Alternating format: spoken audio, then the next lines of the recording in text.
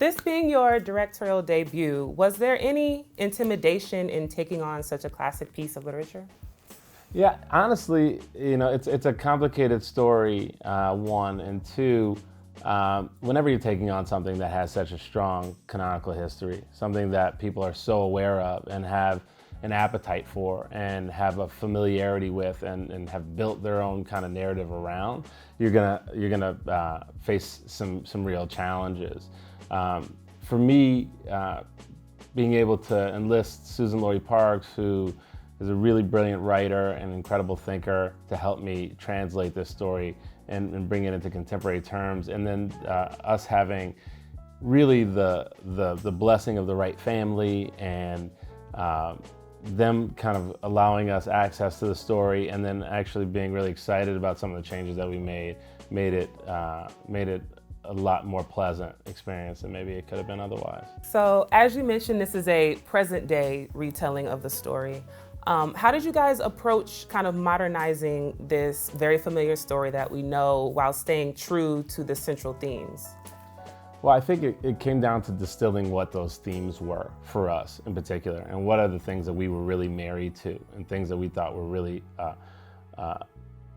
prescient and important to keep as part of the story. And one of those aspects was how bigger negotiates fear.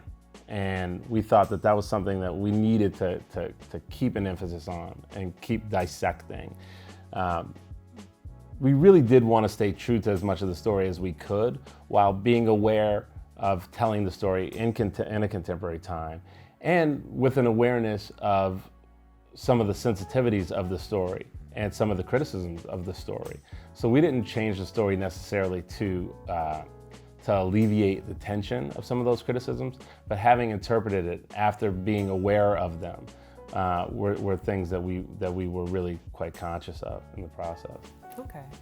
Sanaa, you play Trudy Thomas, who is Bigger's mother. When you first read Susan Laurie Parks' screenplay kind of adaptation, what drew you to this character that made you want to participate? Well, first of all, I had read the book in, like 8th or 9th grade, and it stunned me when I read it back in the day and kind of stayed with me. And so I was kind of excited and really curious about what this screenplay was going to be. And then I was really drawn to him as an artist. Normally, you have to be careful about first-time directors, but when I kind of did my research and saw that he was, such a accomplished visual artist who has a real vision and a real point of view and is very thoughtful, I knew that, he had a chance at making something great like he did.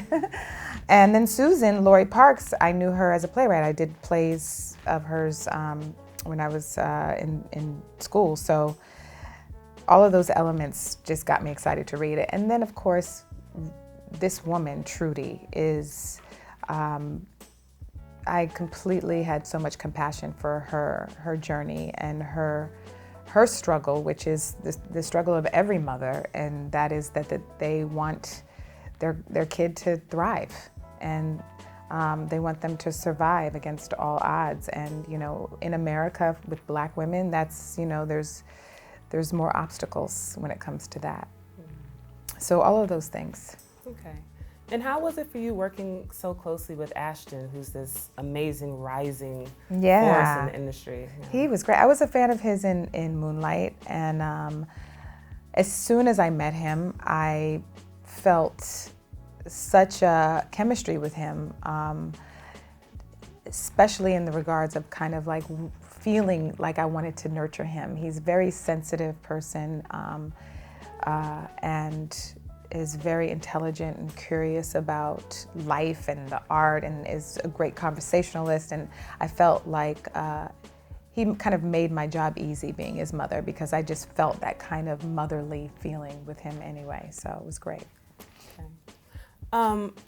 What was the process like getting the film screened at Sundance and then receiving, being so embraced, and then having HBO to really take notice and partnering up with them? It was really pretty amazing, honestly. When we submitted the film to Sundance initially, we hoped for the best. But we couldn't have expected that they would come back and invite us to be the opening night film for the festival.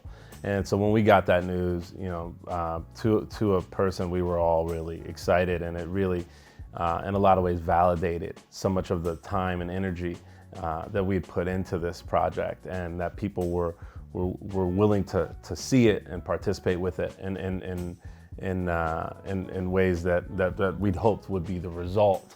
And so, after screening it at Sundance, right prior to screening it, HBO made a commitment to purchase the film, and that was also great news, because we were going to get an opportunity to have a really broad audience. And one of our goals for this film was for people to have access to it and be able to see it. Films of this budget oftentimes find themselves in smaller theaters, and oftentimes Come and go. And oftentimes communities of color don't necessarily have a lot of opportunity to participate with it, because those theaters tend to be arts theaters in neighborhoods that oftentimes don't cater to communities of color. So having HBO as a vehicle was something that we felt was really important and really exciting, and their enthusiasm and the history of great products that have come out of HBO was something we were really happy about. What was the first time you saw the film, and what was your reaction? I saw it in Sundance at Eccles, which is a beautiful, huge theater with a huge screen.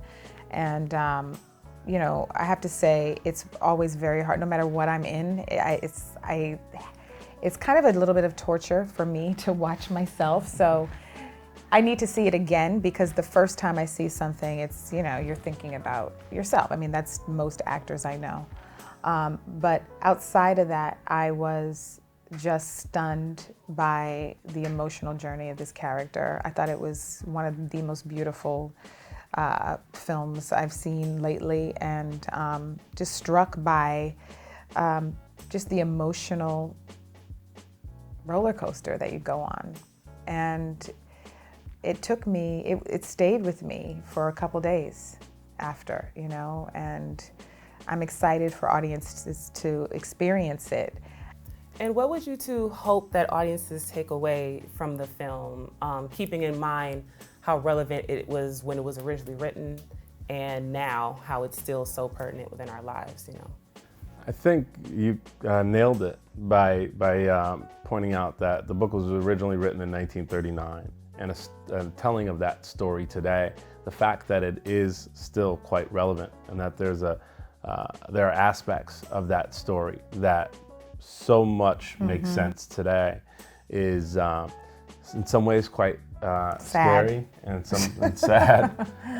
And so it gives us the opportunity to think about what's changed, but it even more so gives us an opportunity to think about so many of the things that are the same.